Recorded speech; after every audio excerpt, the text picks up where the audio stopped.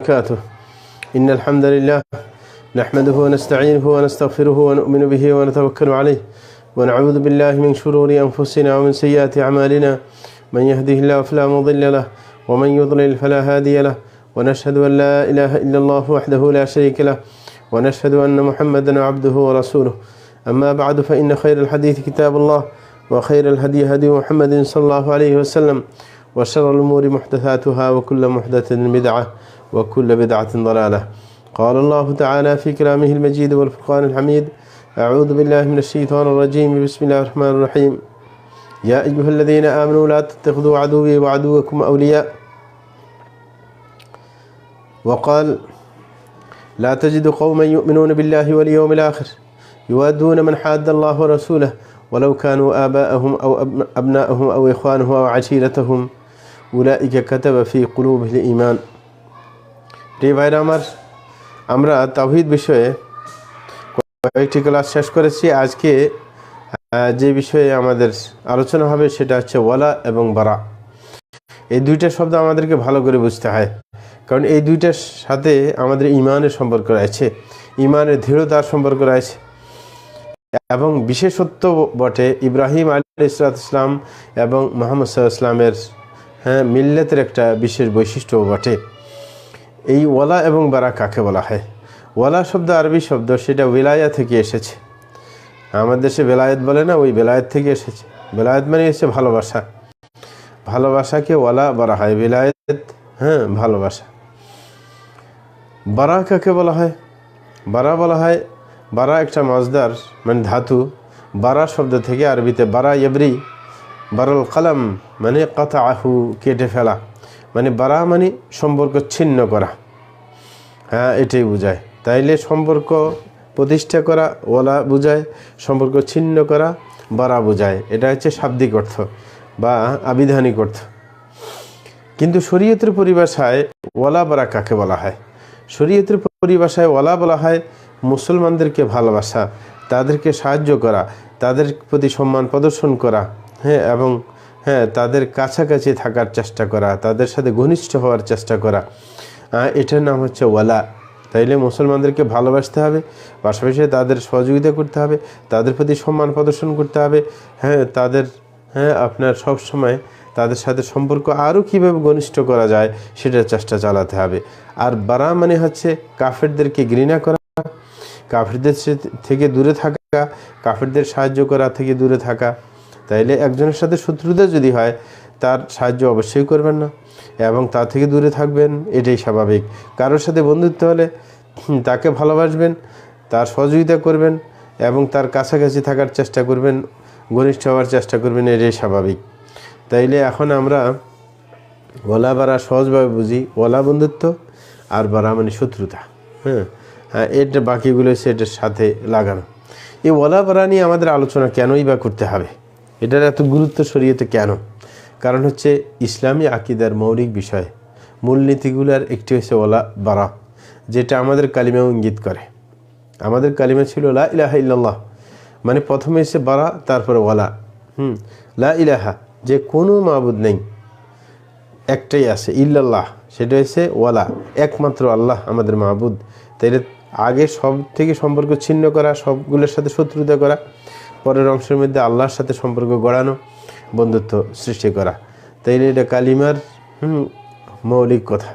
তাইলে এটা আকিদার মৌলিক একটা বিষয়, মূলনীতি বলতে পারি আমরা। এবং পাশাপাশি দ্বিতীয় আরেকটা কারণ আছে, সেটা হচ্ছে যে ঈমান শক্তিশালী হবে ওয়ালা বারা থাকলে। এই কারণে রাসূল আকরাম সাল্লাল্লাহু আলাইহি ওয়াসাল্লাম বলেছেন, আউসাকু উরাল ঈমানি আল হুব্বু ফিল্লাহি ওয়াল বুগদু ফিল্লাহ, যে ঈমানের শক্তিশালী হাতল হচ্ছে যে আল্লাহর জন্য ভালোবাসা, আল্লাহর জন্য শত্রুতা করা। তাইলে ঈমান খুব শক্তিশালী অবস্থানে থাকবে যদি আপনি আল্লাহর জন্য কাউকে ভালোবাসতে পারেন, আল্লাহর জন্য শত্রুতা করতে পারেন, তাইলেই। এবং তৃতীয় নম্বর আরেকটা গুরুত্ব আমরা বুঝতে পারি যে ইব্রাহিম আলাইহিস সালামের যে মিল্লাহ ধর্ম এবং মুহাম্মদ সাল্লাল্লাহু আলাইহি ওয়াসাল্লামের যে মিল্লাহ, দোনোটার বিশেষ বৈশিষ্ট্য ওয়ালা বারা। যেরকমভাবে ইব্রাহিম আলাইহিস সালাম সম্পর্কে আল্লাহ জাল্লা শানুহু বলেছেন, قد كانت لكم أسوة حسنة في إبراهيم والذين معه إذ قالوا لقومهم إنا براء منكم ومما تعبدون من دون الله كفرنا بكم وبدا بيننا وبينكم العداوة والبغضاء أبدا حتى تؤمنوا بالله وحده। আল্লাহ জাল্লা শানুহু বলেছেন, যে তোমাদের জন্য উত্তম আদর্শ হলেন ইব্রাহিম এবং তার অনুসারীরা। কেন কেন আদর্শ হতে যাবে? বলে যে ইতকালু লিকওমিহিম ইন্না বুরাউ মিনকুম ওয়া মা তা'বুদুনা মিন দুনিল্লাহ, যে তারা এবং তাদের অনুসারীরা কাফেরদেরকে, মুশরিকদেরকে সুস্পষ্ট ঘোষণা দিয়ে বলছেন যে ইন্না বুরাউ মিনকুম, যে তোমাদের সাথে আমাদের কোনো সম্পর্ক নেই এবং তোমরা যেগুলোর ইবাদত করো এগুলোর সাথে আমাদের কোনো সম্পর্ক নেই। পরিষ্কার ঘোষণা দিলেন, কাফারনা বিকুম, তোমাদের সাথে সম্পর্ক একবারে ছিন্ন করে দিলাম। এবং বলছে ওবাদা বাইনানা ওয়া বাইনাকুম আদাওয়াতুল ওয়াদা, যে আজকে থেকে তোমাদের সাথে আমাদের সাথে শত্রুতা চলবে। হ্যাঁ, একবারে সুস্পষ্ট শত্রুতা, কোনো রাগ ডাক নাই। হ্যাঁ, পরিষ্কার শত্রুতা চলবে। বলছে এই হচ্ছে তাদের নীতি, যে আল্লাহ বিরোধী কোনো শক্তির সাথে আঁতাত চলবে না, তাদের সাথে সম্পর্ক ছিন্ন করে দিতে হবে এবং শত্রুতার প্রকাশ্য ঘোষণা দিতে হবে। কারোর সাথে যদি কেউ শত্রুতার চ্যালেঞ্জ করে যে শত্রুতা তোমাদের সাথে চলবে, দেখিয়ে ছাড়বো, তাইলে তাদের সাথে সমঝোতার আশা করা যায় না। এই কারণে আল্লাহ জাল্লাহু এরকমভাবে সুস্পষ্ট ঘোষণা দিতে বলেছে যেন কাফেররা কোনোভাবে সুযোগ না পায়। কারণ যদি শত্রুতা খোল্লম খোলা হয়, প্রকাশ্য হয়, তাইলে তখন আর মিসগাইডেড হওয়া সহজ হয় না। যেরকমভাবে কাফেররা যতটুকু মুসলমানের ক্ষতি করতে পেরেছে তার চাইতে বেশি ক্ষতি করেছে মুনাফিকরা। কারণ মুনাফিকরা উপরে ভাব দেখায় ইসলামের, কিন্তু ভিতর দিয়ে গোড়া কেটে দেয়, কাফেরদের নীতি অবলম্বন করে। এই কারণে প্রকাশ্য শত্রুতা অনেক ভালো ভিতরগত শত্রুতার চাইতে। এই কারণে ইব্রাহিম আসলাম, মোহাম্মদ ইসলামের মিল্লাতের মধ্যে এটা সুস্পষ্ট যে শত্রুতা একবারে প্রকাশ। তারা বলেছিল ওয়াবাদা বাইনানা ওয়া বাইনাকুম আদাওয়াতু ওয়াল বাগদাউ আবাদা হাত্তা তু'মিনু বিল্লাহি ওয়াহদাহ, যে তোমাদের সাথে তো আমাদের সুস্পষ্ট শত্রুতা, তোমাদের সাথে সম্পর্ক ছিন্নতা সব চলবে কতক্ষণ পর্যন্ত, একটা টাইম আছে যে যতক্ষণ পর্যন্ত একত্ববাদ বা তাওহীদ তোমাদের মধ্যে জাগা না দিবে, তোমাদের মধ্যে প্রতিষ্ঠিত না করবে তোমাদের জীবনে, তাইলে ততক্ষণ পর্যন্ত শত্রুতা চলবে। কিন্তু যখন তাওহীদ প্রতিষ্ঠা করবে, আমরাও আমাদের মতো তুমিও মুওয়াহ্হিদ হয়ে যাবে, একেশ্বরবাদী হয়ে যাবে, তখন আর কোনো সমস্যা হবে না, তখন আবার বন্ধুত্ব নতুন করে কায়েম হবে। এই কারণে আমাদের সাথে কাফেরদের সাথে, মুশরিকদের সাথে শত্রুতা কখন পর্যন্ত? ইসলাম গ্রহণ করা পর্যন্ত। ইসলাম গ্রহণ করে যদি তারা মুসলমান হয়ে যায় তাইলে শত্রুতা ভুলে যেতে হবে। এই কারণে রাসূল বলেছেন আল ইসলাম ইয়াজুব্বু মা কানা ক্বাবলা, যে ইসলাম আগের সমস্ত পাপকে মুছে ফেলে। তাইলে নতুন ইসলামে যখন তাওহীদের ছায়াতলে তারা আসবে, তাইলে আর শত্রুতা চলতে পারবে না। পরিষ্কার ঘোষণা। প্রিয় ভাইরা, আমরা এখন যে শত্রুতা এবং মিত্রতা যে বললাম, আল্লাহর জন্য মিত্রতা, আল্লাহর জন্য শত্রুতা, এই দুইটার আরেকটু বিস্তারিত জানার চেষ্টা করছি। প্রথমত মুআলাতের প্রকার জানব, যে আরেকজনের জন্য, আল্লাহর জন্য যে আমরা ভালোবাসবো, এটা দুইটা প্রকার থাকতে পারে। একটার নাম আরবিতে তাওয়াল্লি, আরেকটার নাম মুআলাত। দুইটা বুঝতে হবে। তাওয়াল্লি একটা, মুআলাত একটা। তাওয়াল্লি কাকে বলে সেটা আগে বুঝাই। প্রথম তাওয়াল্লির অর্থ হয়েছে শিরিককে বা মুশরিকদেরকে ভালোবাসা, কুফরি এবং কাফেরদেরকে ভালোবাসা, এটাকে আপনার তাওয়াল্লি বলা হয়। তাওয়াল্লির আরেকটা সাইড আছে, শুধু ভালোবাসা না, তাওয়াল্লির আরেকটা সাইড হচ্ছে ইমানদারদের বিপরীতে কাফেরদের সহযোগিতা করা। এটা কিন্তু বাড়তি, এটা মুআলাতের মধ্যে নাই। মুআলাতের মধ্যে ভালোবাসার ব্যাপারটা আছে, যে আপনি মুশরিকদেরকে, শিরককে, কুফরকে, কাফেরদেরকে ভালোবাসবেন, কিন্তু ইসলামের বিরুদ্ধে গিয়ে, মুসলমানদের বিরুদ্ধে গিয়ে তাদের সহযোগিতা করবেন না। এটা হচ্ছে আপনার মুআলাতের মধ্যে। কিন্তু তাওয়াল্লির মধ্যে সহযোগিতা করাও আছে, যে আপনি মুসলমানদের বিরুদ্ধে কাফেরদের সহযোগিতা করবেন, পাশাপাশি তাদেরকে ভালোবাসবেন। এটার নাম হচ্ছে তাওয়াল্লি। এটার বিধান কি? কেউ যদি কোনো কাফেরকে ভালোবাসে এবং পাশাপাশি মুসলমানদের বিরুদ্ধে তাকে সহযোগিতা করে, ইমানদারদের বিরুদ্ধে তাকে সহযোগিতা করে, এটা করার বিধান হচ্ছে সেটা একবারে বড় কুফরি এবং সে ইসলাম থেকে বের হয়ে যাবে, আর ইসলামে থাকতে পারবে না। কারণ আল্লাহ নিজেই সূরা মায়েদার মধ্যে বলেন, ওয়ামান ইয়াতাওয়াল্লাহুম মিনকুম ফাইন্নাহু মিনহুম, আল্লাহ বলেন যে কাফেরদেরকে, ইহুদি খ্রিস্টানদের সাথে তাওয়াল্লি করবে, অর্থাৎ এমন বন্ধুত্ব সৃষ্টি করবে যেই বন্ধুত্বের ভিত্তিতে সে মুসলমানদের বা ইমানদারদের বিরুদ্ধে তাদের সহযোগিতা করবে, তাহলে ফাইন্নাহু মিনহুম, তাকে তাদের মধ্যে গণনা করা হবে। তাইলে এবার দেখেন, অনেকে মুআলাতের ব্যাপারটা বুঝেন না। সাধারণ ভালোবাসা, দুনিয়ার জন্য, সুবিধার জন্য, সেটা কিন্তু একবার ইসলাম থেকে বের করে দেয় না, ইসলামকে দুর্বল করে ছাড়ে এবং সেটা কবিরা গুনাহ, হারাম, সেটা সামনে বলবো। আরেকটা হচ্ছে ইসলামের বিরুদ্ধে সহযোগিতা করা, যেমন বাংলাদেশে অনেক আছে, ইন্ডিয়ার সাথে সম্পর্ক আছে, ভালোবাসা আছে, ঠিক আছে, প্রতিবেশী, কিন্তু এর বাড়তিটাও আছে, মুসলমানদের স্বার্থের বিরুদ্ধে আপনার দেখা যায় যে হিন্দুদেরকে সহযোগিতা করার জন্য সে রেডি হয়ে আছে। তাইলে কিন্তু এটা ইমান বিধ্বংসী, ইমান নষ্ট করে দেয়। ওই ব্যক্তি কখনো ইমানদার হবে না, যতই দাবি করুক না কেন, তাকে হিন্দু হিসেবে ধরতে হবে। আরেকটা হচ্ছে মুয়ালাত। মুয়ালাত যেটা, মুয়ালাত মানে হচ্ছে যে কাফেরদেরকে আপনি ভালোবাসবেন, মুশরিকদেরকে ভালোবাসবেন দুনিয়ার জন্য, হ্যাঁ, কিন্তু এটার সাথে মুসলমানদের বিরুদ্ধে তাদের সহযোগিতা করবেন না। যদি মুসলমানদের বিরুদ্ধে সহযোগিতা করেন তাহলে আগের প্রকারে চলে যাবে, তাওয়াল্লির মধ্যে চলে যাবে, যেটার কারণে ইসলাম থেকে বাইরে হয়ে যাবেন। আরেকটা হচ্ছে, যেমন আমাদের প্রশাসনে যারা আছে, নিজেদের অবস্থান টিকানোর জন্য ভারতের সাথে তাদের ভালোবাসার সম্পর্ক আছে, হ্যাঁ, ঠিক আছে, এতটুক থাকলে ইমান একবারে ধ্বংস হয়ে যেত না, কিন্তু ইমান দুর্বল হয়ে যেত। কিন্তু আরও বাড়তিও পাওয়া যায় যে আমাদের বাংলাদেশের ইমানদার মুসলমানদের বিরুদ্ধে তাদের অবস্থান, এটা কিন্তু ডেঞ্জারাস। সেটা হইলে কিন্তু ইসলাম থেকে বের হয়ে যায়, হ্যাঁ, আর ইসলাম থাকে না যে মুসলমানদের বিরুদ্ধে অবস্থান নেবেন, হ্যাঁ, ওদের পক্ষ অবলম্বন করবেন, সেটা হতে পারে না। সেটা করলে তো তাওয়াল্লি হয়ে গেল, তাইলে আপনি ইসলাম থেকে বের হয়ে গেলেন।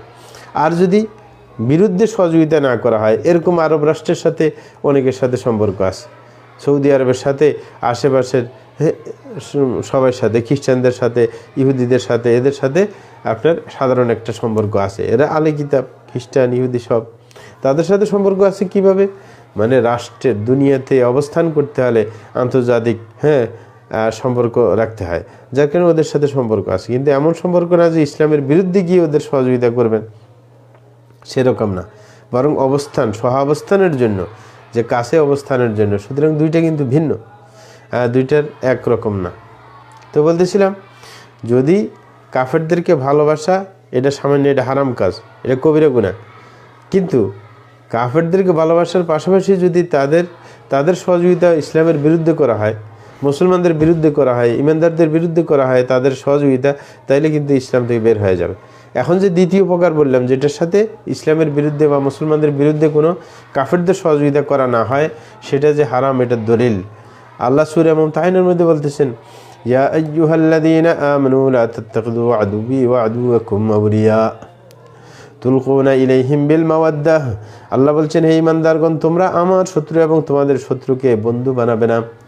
মানে আল্লাহর শত্রু এবং আমাদের শত্রুকে, অমুসলিম যারা আছে, ইহুদি, খ্রিস্টান, হিন্দু, বৌদ্ধ যত আছে, এরা হচ্ছে আল্লাহর শত্রু, কারণ তারা আল্লাহর তাওহীদকে প্রতিষ্ঠা করতে চায় না, বরং অনেকে আছে, হ্যাঁ, আল্লাহর বিরুদ্ধেও কথা বলে। বলে তুলকুনা ইলাইহিম বিল মাওয়াদ্দাহ, যে তাদের সাথে তোমরা ভালোবাসা গড়াবে, এরকম করা কখনো চলবে না। তাইলে এটার উপরে নিষেধাজ্ঞা আছে। তাইলে কাফেরদেরকে ভালোবাসা দুই প্রকার হইল, একটা হচ্ছে এমনি দুনিয়ার জন্য ভালোবাসার সম্পর্ক গড়ানো, সেটা হারাম, কবিরা গুনাহ। আর দ্বিতীয়টা হচ্ছে মুসলমানদের বিরুদ্ধে সহযোগিতা করার ব্যাপারটাও থাকবে, এবং ইমানদারদের বিরুদ্ধে সহযোগিতার ব্যাপার থাকবে, ইসলামের বিপক্ষে তাদের সহযোগিতা করার ব্যাপার থাকবে, তখন ইসলাম থেকে বের হয়ে যাবে। এখন আমরা একটা জিনিস দেখাতে চাইব, সেটা হচ্ছে কাফেরদের সাথে যে একটা সখ্যতা, ভালোবাসা যে আছে, এটার সাথে সাহায্য না থাক সেটা আমাদের দেখার বিষয় না, কিন্তু এমনি সাধারণ ভালোবাসার, হ্যাঁ, একটা আলামত আছে, আমরা বুঝতে পারবো একজনের এরকম কিছু আচরণ আছে, এই আচরণ দেখলে আমরা বুঝতে পারবো তাদের সাথে তার সখ্যতা আছে, ভালোবাসা আছে। সেটা কি ধরনের, হ্যাঁ, এটা আমরা 6টা ধরন এখানে উল্লেখ করব। 1 নম্বর, কাফেরদের সাথে যে আপনার ভালোবাসা আছে, এটা বোঝা যাবে 1 নম্বরে, যে আপনি পোশাক পরিচ্ছদে, কথাবার্তায় তাদের সাথে মিল দিয়ে আপনি করতে চেষ্টা করবেন, কথা বলতে তাদের স্টাইল গ্রহণ করবেন এবং পোশাক তাদের স্টাইল গ্রহণ করবেন, তাইলে এটাও তাদেরকে যে আপনি ভালোবাসতেছেন সেটার প্রমাণ। কারণ দুনিয়ার বুকে দেখবেন, কেউ কাউকে বেশি ভালোবাসলে তার মতো জামা পরতে চায়, তার মতো কথা বলতে চায়, তার মতো আচরণ করতে চায়, এটাই স্বাভাবিক। তাইলে এটা কিন্তু বন্ধুত্বের পরিচায়ক, মানে এই আচরণটা বিতর্কত যে বন্ধুত্ব আছে, এটার পরিচয় বহন করে। দ্বিতীয় নম্বর আরেকটা হচ্ছে তাদের দেশে, মানে মনোরঞ্জনের জন্য, হ্যাঁ, তাদের দেশে সফর করা। একজনের মনটা খারাপ হয়ে গেছে, বলে একটু ঘুরে আসি, সে চয়ন করলো কোথায়, ইউরোপ, আমেরিকা। তাইলে বোঝা গেল যে আপনার বিতর্কত ভালোবাসা আছে। নাইলে মনটা খারাপ হয়ে গেছে, যদি ইমান ঠিক থাকে তাইলে সে চয়ন করবে যে একটু ওমরা করে আসি, সৌদি আরব ঘুরে আসি, ওমরা করলে মনটা ফ্রেশ হয়ে যাবে, তাইলে সেটাই চিন্তা করার দরকার ছিল। কিন্তু না, একজনের ভালোবাসা যদি কাফেরদের সাথে, কাফেরদের সে চয়ন করবে সেই ঘুরার জন্য, তাইলে সেটা কাফেরদের এলাকায় যদি আপনি সফর করেন ঘুরে ফেরার জন্য, সেটা কিন্তু ভালোবাসাই প্রমাণ করে। তৃতীয় নম্বর যেটা, সেটা হচ্ছে যে কাফেরদের এলাকায় অবস্থান করা স্থায়ীভাবে এবং সেখান থেকে মুসলিম এলাকায় না যাওয়া, সেটাও কিন্তু ভালোবাসার প্রমাণ। এমন অনেক মানুষ আছে আমাদের বাংলাদেশ থেকে, যে বাংলাদেশের জমিন জায়গা বিক্রি করে আপনার ব্রিটেনে, আমেরিকায় পাড়ি জমিয়েছে, অস্ট্রেলিয়া, অন্যান্য জায়গায় আছে। কাফের রাষ্ট্রগুলো, খ্রিস্টান রাষ্ট্রগুলোতে বেশি হয় আর কি।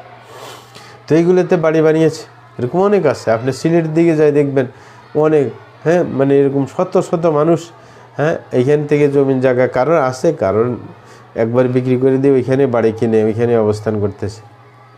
তাইলে এই যে একটা কাফের এলাকায় দীর্ঘ অবস্থান করা, এবং সেখান থেকে মুসলিম এলাকায় ফিরে না যাওয়া, মানে এখানে আসছে ভালো লাগছে বাস, তাইলে এটা ভালোবাসার প্রমাণ। চতুর্থ নম্বর যেটা, সেটা হচ্ছে আপনার তাদের সনকে গুরুত্ব দেওয়া, তাদের সনকে নিজের সন হিসাব কিতাব মিলানোর জন্য তাদের সনকে ব্যবহার করা। আমাদের মুসলিম এলাকাগুলো তো এখন ইংরেজি ব্যবহার না, আমরা আরবির সাথে সম্পর্ক গড়াইব, ইংরেজি পাশাপাশি রাখবো। যেমন আরব দেশে কি করে, আপনি যে কোনো সরকারি ডেট আপনি যান, হসপিটালে ডেট নেন, দুইটা লেখা আছে, আরবি লেখা আছে, সাথে সাথে ইংলিশে লেখা আছে।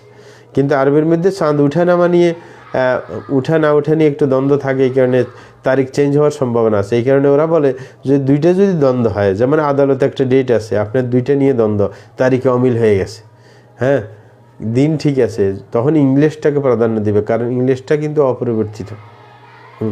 কিন্তু তারা প্রথমে আরবিটাই ব্যবহার করে, নিচে দিয়ে ইংলিশ লেখা কি জন্য, দ্বন্দ্ব হইলে মেটানোর জন্য, কারণ ওটা অপরিবর্তিত। আর আরবিটা চাঁদের সাথে সম্পর্ক করার কারণে পরিবর্তন হয়ে যায়, এই কারণে ওরা ব্যবহার করে। কিন্তু আসলে আরবিটাই ওদের কাছে গুরুত্বপূর্ণ। যদিও ইদানিং মানে বেতন দেওয়ার ক্ষেত্রে তারা ইংরেজি গ্রহণ করেছে, কারণ এরা সুবিধাবাদী।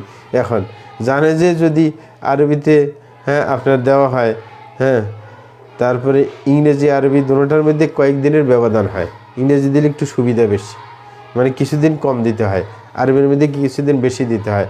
কারণ ইংরেজিতে আপনার 31 তারিখও আছে, 30 তারিখও বেশি আছে, আরবির মধ্যে 29-30, তাইলে কয়েকদিন, পুরো বছর মিলাইলে কয়েকদিন আপনার মাঝখান দিয়ে ব্যবধান থাকে, 10-11 দিনের, 1 বছরে আর কি। তো এই 1 বছরে এত দিনের বেতন থেকে বাঁচা যাবে, এই বুদ্ধি আর কি।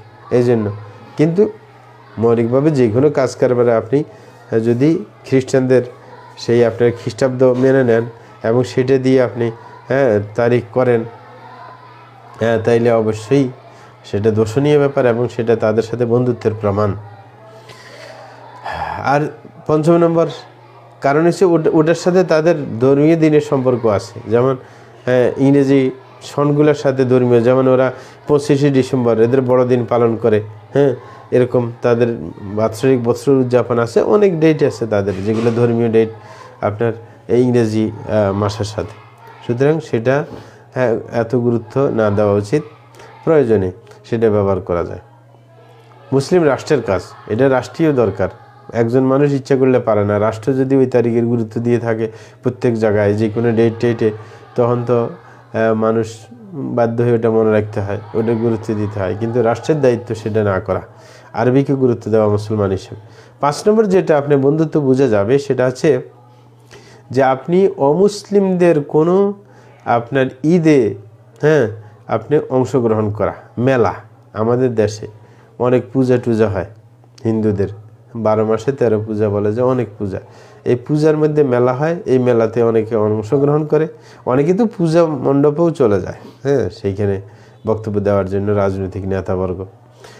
তারপরে এইটা প্রতিষ্ঠার জন্য সহযোগিতা করা, অনেক আছে মেলাকে সুন্দরভাবে প্রতিষ্ঠা করার জন্য সহযোগিতা করে টাকা পয়সা দিয়ে, এবং অনেকে আছে টাকা না দিলেও ধন্যবাদ দেয়, তাহানিয়া জানায়, শুভেচ্ছা জানায়, বড়দিনের শুভেচ্ছা, এই জাতীয় কিছু, বা দুর্গা পূজার শুভেচ্ছা, এইগুলো যারা করে, অথবা সেইখানে নিজে সরাসরি উপস্থিত থাকে, মানে নিজের গায়ে খাটনি দিয়ে নিজের উপস্থিতির মাধ্যমে সেটাকে বাস্তবায়ন করলো। এদের যে অনুষ্ঠানগুলোকে, সেদের ঈদগুলোকে, পর্বের দিনগুলোকে, সেইখানে এটাও কিন্তু তাদের সাথে বন্ধুত্বের আলামত। 6 নম্বর, তাদের নাম নিজের নাম হিসাবে গ্রহণ করা। অনেকের এমন আছে মুসলিম ঘরের সন্তান কিন্তু হিন্দু নাম, এটা অবশ্যই তাদের সাথে ভালোবাসার সম্পর্ক বোঝায়। কিন্তু আপনি দেখবেন আলেমরা যত নাম রাখে আরবি নাম রাখে, আরবদের সাথে সম্পর্ক বোঝায় রাসূলের সম্পর্ক। সুতরাং অবশ্যই আরবিকে গুরুত্ব দিতে হবে। অনেকে সংস্কৃত ভাষা, হিন্দুরা বেশি নাম রাখে সংস্কৃত ভাষা, সেগুলোকে অনেকে গুরুত্ব দেয়। সেই নাম রাখে, বুঝাবো মুশকিল তখন এরা মুসলমান না হিন্দু। প্রিয় ভাইরা আমার, ভালোবাসা এবং শত্রুতা এটার কথা বললাম। এখন আমাদেরকে বলতে হবে কাকে ভালোবাসবো, কার সাথে শত্রুতা পোষণ করব বা কতটুক করব। সেই হিসাবে আমরা মানুষকে 3 ভাগে ভাগ করতে পারি। মানে ভালোবাসা এবং শত্রুতার দৃষ্টিতে পুরো বিশ্বের মানুষকে আমরা 3 ভাগে ভাগ করব। 3 ভাগে ভাগ করলে আমাদের বুঝতে সুবিধা হবে। 1 নম্বর, যাকে খাঁটিভাবে ভালোবাসবো, তার সাথে কোনো শত্রুতা করব না। কোনো দিন যদি মনের অমিল হয়ে যায়, সর্বোচ্চ 3 দিনের মধ্যে তার সাথে সমঝোতা করে ফেলব। এটা কিন্তু বাধ্যতামূলক। এবং এরা হচ্ছে খাঁটি ইমানদার যারা। খাঁটি ইমানদার যারা, এদের সাথে কোশ্চিনকালেও শত্রুতা করতে পারবো না। যেই কোনো মনোমালিন্য হয়ে গেলে দ্রুত সমাধান করে ফেলবো, যেন ফাটল না ধরে। তাদেরকে খাঁটিভাবে ভালোবাসতে হবে, খাঁটি ইমানদারকে। এটা গেল একটা।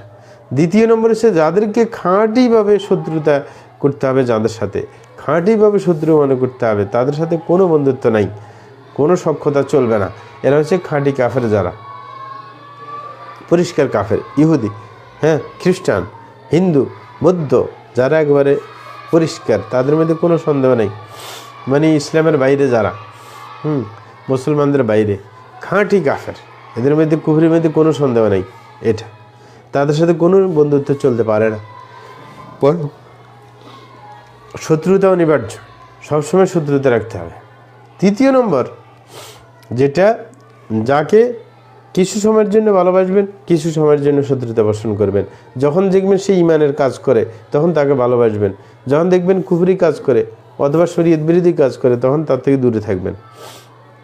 এরা হচ্ছে পাপী ইমানদার। পাপী ইমানদার যখন সে নামাজ পড়তে আসছে মসজিদে, ওকে ধরে নিয়ে একটু চা খাইয়ে দিবেন, খোঁজ গল্প করবেন। যখন দেখতেছিলেন সে সিনেমা হলের দিকে যাইতেছে, আপনি তার সাথে যাবেন না, তখন তার সাথে শত্রুতা পোষণ করবেন। এই যদি বলে আমাকে একটি টিকিটের টাকাটা দাও, দিবেন না, বলছে ওটা অসম্ভব, এই ক্ষেত্রে আমি তোমার সাথে নাই, এই গুণের কাজে নাই। যদি বলে চলো একটা মসজিদ করবো, আমরা সবাই মিলে কমিটি করে একটা মসজিদ বানাইবো, আর ঠিক আছে ভালো, তার সাথে আপনি যাবেন। আর যদি কয় যে আমরা তো সংগঠন করবে, একটা রাজনৈতিক সংগঠন, যেটা ইসলামের কোনো আপনার উন্নতির জন্য না, ইসলামের কোনো কল্যাণ নাই। আমার দেশে যেরকম রাজনৈতিক সংগঠন আছে, বিএনপি, আওয়ামী লীগ, তারপরে জাতীয় পার্টি, আরও কত কি আছে, এখন তো 100-র উপরে আপনার দল আছে। সুতরাং যাদের আসল টার্গেট নেই ইসলামের সাথে কোনো সখ্যতা নেই, ইসলাম ছাড়া অন্য কাজে আপনাকে ডাকতেছে, তাইলে সেই সময় আপনি তার সাথে সখ্যতা দেখাইবেন না। একজনে কয় যে 2 জনে মিলে এক মেয়েকে উঠে নিয়ে আসবো, অথবা একজনের বাড়ি জ্বালাই ফেলবো না, আপনি বললেন আমার সাথে তোমার কানেকশন নেই, এই কাজে আমি নেই।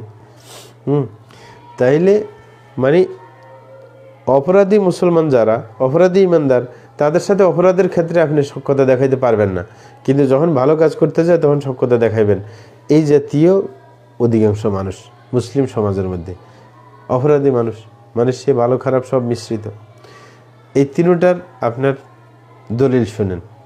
একটা তো বললাম যে ইব্রাহিম ইসলামের দৃষ্টান্ত দিয়ে কাফেরদের সাথে এরা পরিষ্কারভাবে সম্পর্ক ছিন্ন করলো, যে কদ কানাত লাকুম উসওয়াতুন হাসানাতুন ফি ইব্রাহিম ওয়াল্লাযীনা মা'আহু ক্বালু লিকাওমিহিম ইন্না বুরাআ'উ মিনকুম ওয়া মিম্মা তা'বুদুনা মিন দুনিল্লাহ কাফারনা বিকুম ওয়া বাদা বাইনানা ওয়া বাইনাকুম আল-আদাওয়াতু ওয়াল বাগদাউ আবাদা হাত্তা তু'মিনু বিল্লাহি ওয়াহদাহু। যে কাফেরদের সাথে তারা মুশরিকদের সাথে সুস্পষ্ট ঘোষণা দিয়ে সম্পর্ক ছিন্ন করলেন। এটা তো দলিল মিলল, ওদের সাথে বন্ধুত্ব চলতে পারবে না যতক্ষণ পর্যন্ত তাওহীদ প্রতিষ্ঠা না করবে। দ্বিতীয় হচ্ছে ইমানদার যারা, খাঁটি ইমানদার, এদের সাথে আপনি শত্রুতা দেখাইতে পারবেন না। আল্লাহ বলেন কোরআন মাজিদের মধ্যে, ওয়াসবির নাফসাকা মা'আল্লাযীনা ইয়াদউনা রাব্বাহুম বিল গাদাতি ওয়াল আশি ইউরিদুনা ওয়াজহা ওয়ালা তা'দু আইনাকা আনহুম তুরিদু যিনাতাল হায়াতিদ দুনিয়া ওয়ালা তুতি' মান আগফালনা কলবাহু আন যিকরিনা ওয়াত্তাবা হাওয়া ওয়া কানা আমরুহু ফুরতা। আল্লাহ জাল্লা শাআনহু বলছেন যে হে রাসূল, আপনি আপনাকে বাধ্য করুন ওদের সাথে চলতে যারা সকাল সন্ধ্যা আল্লাহকে ডাকে। দ্বিতীয় বৈশিষ্ট্য কি? ইউরিদুনা ওয়াজহা, তারা সবসময় আল্লাহর সন্তুষ্টি চায়, আর কিচ্ছু না, আল্লাহ খুশি হলেই হয়। এটা হচ্ছে তাদের সবসময় টার্গেট। হ্যাঁ, যদি সকাল সন্ধ্যা কে আল্লাহকে ডাকে, এই কমপক্ষে এটার কোয়ালিটি মানে কমপক্ষে তারা 5 বেলা সালাত আদায় করে। কারণ হচ্ছে সকাল সন্ধ্যার নামাজ বেশি। সন্ধ্যা বলতে আসর মাগরিব, রাত্রে হইলে আসা, হ্যাঁ ফজর, এইগুলা। তাইলে মানে সালাত আদায় করে কম অন্তত পক্ষে। হ্যাঁ, সকাল সন্ধ্যা আল্লাহকে ডাকে মানে, এবং আল্লাহর সন্তুষ্টি যদি কামনা করে সালাত তো পড়বেই। দ্বিতীয়, তার চরিত্র কি? সে আল্লাহর সন্তুষ্টি চাইবে। এই দুইটা যদি কারোর মধ্যে পাওয়া যায়, আপনি তাকে বন্ধু হিসেবে গ্রহণ করবেন, তার সাথে শত্রুতা করবেন না। এটা হচ্ছে রসুলকে বলছে, আপনি ওদের সাথে চলতে বাধ্য। ওয়ালা তাদু আইনা কানহুম, তাদের থেকে চোখ ফিরিয়ে নেবেন না। যদি নেন তাইলে আমি মনে করবো তুরিদু জিনাতুল হায়াতুদ দুনিয়া, যে আপনি দুনিয়ার চাকচিক্য চান, আপনি আমার ভালোবাসা চান না। নাইলে যারা আমার ভালোবাসা, আমার সন্তুষ্টি চায়, তাদের সাথে আপনি চলবেন না কেন? তাহলে এই ক্ষেত্রে খুবই সতর্ক। আমাদের বাংলাদেশে কিন্তু এগুলো চলছে না। বিশ্বের মধ্যে অধিকাংশ ক্ষেত্রে মুসলমানরা এই থিওরিগুলো মানছে না। হ্যাঁ, দেখা যায় সুবিধার জন্য আমি মুসলমানকে ডিনাই করছি। দীর্ঘদিন আমি খাঁটি ইমানদার যারা, তাদের সাথে শত্রুতা পোষণ করে আসছি, কিন্তু যাদের সাথে চলা নিষেধ, তাদের সাথে বন্ধুত্ব পোষণ করে আসছি। এটা কিন্তু ভয়ঙ্কর ইমানের জন্য। আপনি অবশ্যই নিজে শুধরে যাবেন, না হলে জাহান্নামে যেতে বাধ্য হবেন। তৃতীয় নম্বর যেটা, সেটা হচ্ছে রসুলের এক হাদিস থেকে বোঝা যায়, আব্দুল্লাহ ইবনে হিমার নামে একজন সাহাবী ছিল। তাকে একবার ধরে নিয়ে আসছি, সে মদ পান করছে। তখন সাহাবে কেরাম ওকে ধরে মারছে। তখন ওই যে বিধান আসে নাই আর কি, মানে বেত্রাঘাতের নিয়ম আসে নাই। তখন মানুষের জুতা দিয়ে পিটতো, এটা করতো, মানে মার দিত আর কি। হ্যাঁ, তখন দিতেছে, তখন একজনে হেরে লানত দিছে, মানে ওই বেচারাকে, মানে আব্দুল্লাহ ইবনে হিমারের লানত দিছে। কারণ এর কয়দিন পরে আবার ধরে নিয়ে আসে, আবার মদ খায়। তখন রাসূল বলছে, লা তুঈনু আলাইহি শাইতান, বলে যে তার ব্যাপারে শয়তানকে সুযোগ করে দিবে না। ফাইন্নাহু ইউহিব্বুল্লাহ ওয়া রাসূলাহ, কারণ এই ব্যক্তি আল্লাহ আল্লাহ রসুলকে ভালোবাসে। তাহলে বুঝে গেছে এই হচ্ছে পাপী ইমানদার।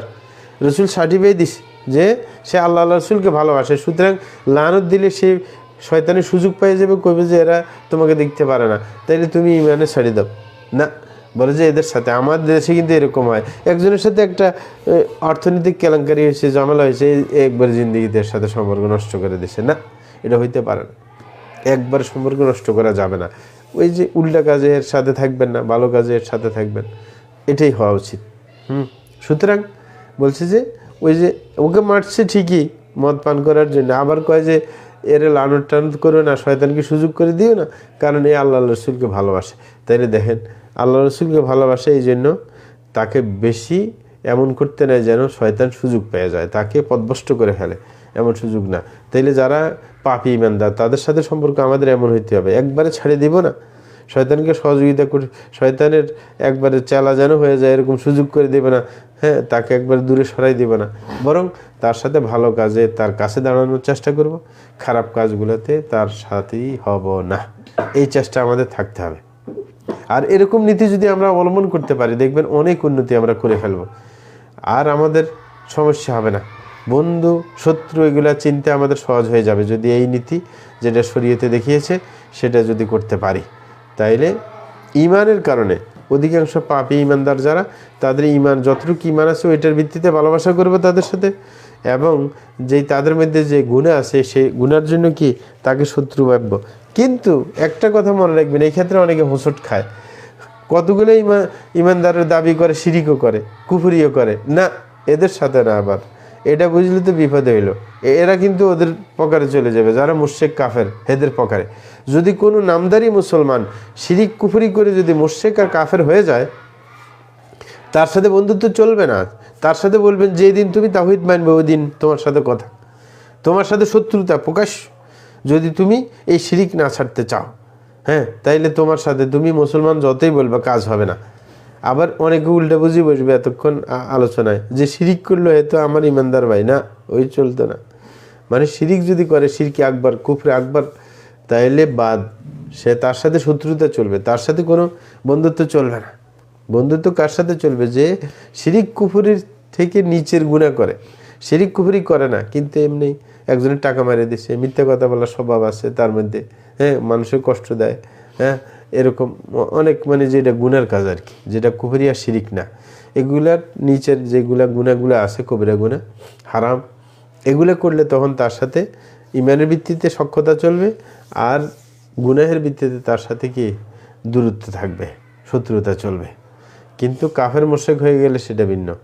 কারণ আমাদের দেশে তো সরকারি কোনো নিয়ম নাই কাফের মুশরিক হিসেবে তাকে, হ্যাঁ, আপনার লিস্টেড করতে, বরং এখন এই শিরিক করুক তারপরে হয়তো মুসলমানে আছে, এই আর কি। তাইলে এই ব্যাপারটা স্পষ্ট আমাদের হওয়া উচিত। যদি এই ব্যাপারটা আমরা স্পষ্ট করতে পারি তাইলে আমাদের বন্ধু শত্রু চিন্তার সমস্যা হবে না, আর দুনিয়াতে যে মুসলমানদের যে অধপতন সেটাও হবে না। কারণ যদি আপনি এই থিওরিতে থাকেন তাইলে তো আপনি কখনো মুসলমানদের বিরুদ্ধে কাফের সহযোগিতা করতে যাবেন না, তাইলে তো মুসলমানরা নিরাপদে থাকতে পারে। এখন তো মুসলিম সরকারগুলা, হ্যাঁ, এবং মুসলমানদের মধ্যে অনেকে টাকা কড়ি সুবিধার জন্য বিদেশে একটা মানে জায়গা করে নেওয়ার জন্য তারা ইসলামের বিরুদ্ধে অবস্থান নেয়, মুসলমানদের বিরুদ্ধে অবস্থান নেয়। নতুবা যে যারা আমাদের সিলেবাসের মধ্যে ঝামেলা করছে, আমাদেরকে মাঝে মাঝে ফাঁদে ফেলতে চায় যে একটা গোষ্ঠী যারা ইসলাম বিদ্বেষী মুসলমান নামধারী, এরা কেন এগুলো করে? হ্যাঁ, এগুলো করে ওই যে ভিতরে তার মধ্যে, হ্যাঁ, আপনার নিফাক তা আসেই, আপনার কুফরি শিরিকের সাথে এরা সম্পৃক্ত, যার কারণে এরা নিজেদের দুনিয়ার সুবিধার জন্য ওদের পক্ষপাতিত্ব করে, ওদের তন্ত্রমন্ত্র, হ্যাঁ, বাস্তবায়নের চেষ্টা করে, মুসলমানদের বিরুদ্ধে অবস্থান নেয়, ইসলামের বিরুদ্ধে অবস্থান নেয়।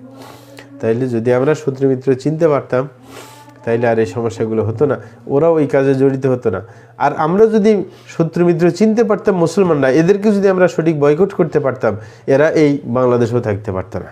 যদি এদের পাড়ার লোকেরাও যদি এদেরকে বয়কট করে, এদের সাথে সম্পর্ক ছিন্ন করে দেয়, কারণ এরা মুশরিক, এরা কাফের, সুতরাং সম্পর্ক ছিন্ন করে দিলে কোথাও যদি স্পেস না পায়, কোনো জায়গায় যায় একটু শান্তি না পায়, তাইলে কিন্তু সে আস্তে করে এলাকা ছাড়িয়ে চলে যাবে, নাহলে তওবা করবে, দুইটার একটা করবে। আর এই বয়কট সিস্টেম না থাকার কারণে আমার দেশে ইসলাম বিদ্বেষীরা আস্তে আস্তে অগ্রসর হচ্ছে, কারণ আমরা তাদেরকেও বন্ধুরূপে গ্রহণ করি। এদের পক্ষে আবার অনেক মুসলমান থাকে, হ্যাঁ, লেজুড় হয়ে, তাইলে যার কারণে আমরা এই মুসলমানরা কোণঠাসা হয়ে আছি এই সমস্ত মুনাফিকের কারণে, যারা মুসলিম দাবিদার। এই কারণে আমাদের সতর্ক হতে হবে। প্রিয় ভাইরা, আমরা ইসলামের কথা বলেছিলাম ইতিপূর্বে, হাদিসে জিবরিলের মধ্যে ঈমানের কথা বলেছিলাম, ইহসানের কথা বলেছিলাম, সেগুলো একটু আবার সামনে আস্তে আস্তে জানার চেষ্টা করি আমরা বিস্তারিত। 1 নম্বর আমরা বলেছিলাম ইসলামের কথা। ইসলাম কাকে বলে? ইসলামের শাব্দিক অর্থ হয়েছে আনুগত্য স্বীকার করা, নিজকে সঁপে দেওয়া এবং অবনত হওয়া। এগুলো হচ্ছে শাব্দিক অর্থ। ইসলামের পারিভাষিক অর্থ হচ্ছে যে তাওহীদের ভিত্তিতে আল্লাহর সামনে আত্মসমর্পণ করা, যে আল্লাহ একক আমাদের মাবুদ, তার সামনে আত্মসমর্পণ করলাম, যেই কোনো ইবাদত একচ্ছত্রভাবে তার জন্য করব। তাইলে তাওহীদের ভিত্তিতে আল্লাহর সামনে নিজকে সঁপে দেওয়া একটা। 2 নম্বর হচ্ছে আনুগত্যের ভিত্তিতে তার সামনে নথি স্বীকার করা, যে তার অর্ডার সব মানব, তিনি যা আদেশ করবেন, যা নিষেধ করবেন, সব আমি মানব। তাইলে তাওহীদ প্রতিষ্ঠা করতে হবে, তারপরে সব বিষয়ে মানতে হবে। যদি আদেশ করে বাস্তবায়ন করব, নিষেধ করলে এটা থেকে দূরে থাকব। তাইলে আনুগত্যের মাধ্যমে নথি স্বীকার করা, তাওহীদের ভিত্তিতে নিজের আত্মসমর্পণ করা। 3 নম্বর হচ্ছে শিরিক এবং মুশরিকদের থেকে দূরে থাকা, সম্পর্ক ছিন্ন করা। তাইলে ইসলামটা পরিপূর্ণ আসতে হইলে কাফেরদের সাথে সখ্যতা করে এটা ইসলাম হবে না। ইসলামের মধ্যে তাওহীদ থাকতে হবে, কাফেরদের সাথে সম্পর্ক ছেদ থাকতে হবে, সঠিক আনুগত্য পাওয়া যেতে হবে। সঠিক আনুগত্য যদি না থাকে তাহলে ইসলামটা আপনার দাবি করলেও চলবে না। এখন হচ্ছে এটা তো ইসলামের পারিভাষিক অর্থ বললাম, যে পুরো আল্লাহর সামনে নিজকে সঁপে দেব, একমাত্র তার সামনে নিঃশর্তভাবে, এবং নিঃশর্তভাবে তার আনুগত্য করব, এবং শিরিক মুশরিক এদের সাথে সম্পর্ক একবারে পরিপূর্ণ ছিন্ন করে দিব। এটাই হচ্ছে, তাইলে ইসলাম, মুসলমান হওয়া যাবে। ইসলাম আবার 2 প্রকার। একটা হচ্ছে ব্যাপক অর্থে ইসলাম, যেই দৃষ্টিতে সে আদম থেকে আজ পর্যন্ত আর কিয়ামত পর্যন্ত, আর তো কেউ নেই, যত মানুষ আসবে আর কি, কিন্তু নবী তো আর আসবে না। যত মানুষ আসবে সব আপনার সবাই রেসালাতকে মেনে নেওয়া, মানে আল্লাহর ইবাদত করবেন তার শরীয়তের ভিত্তিতে। হ্যাঁ, মানে ইসলাম ব্যাপক অর্থে যে শরীয়তের ভিত্তিতে ইবাদত করা আল্লাহর, সেই যখন থেকে রসুলদেরকে পাঠানো শুরু হয়েছে, সেই নূহ আলাইহিসসালাম থেকে মুহাম্মদ পর্যন্ত, নূহ আলাইহিসসালাম থেকে হ্যাঁ মুহাম্মদ পর্যন্ত যত বিধান আসছে যুগে যুগে, যেই যুগে যার বিধান আসছে সবগুলো অনুযায়ী যেই ইবাদত করতে পারছে সেই মুসলমান। তাইলে মুসলমান আজকের না, মুসলমান যিনি নূহ আলাইহিস সালামকে মানছে তিনিও মুসলমান, যিনি ইব্রাহিম ইসলামকে মানছে তিনিও মুসলমান, যিনি মুসা ইসলামকে মানছে তিনিও মুসলমান, যিনি ঈসা ইসলামকে মানছেন তিনিও মুসলমান। যত নবী চলে গেছে সব নবীর যুগে যে বিধান আসছে সেই বিধানকে মেনে নেওয়া, এটার নাম হচ্ছে ব্যাপক অর্থে ইসলাম।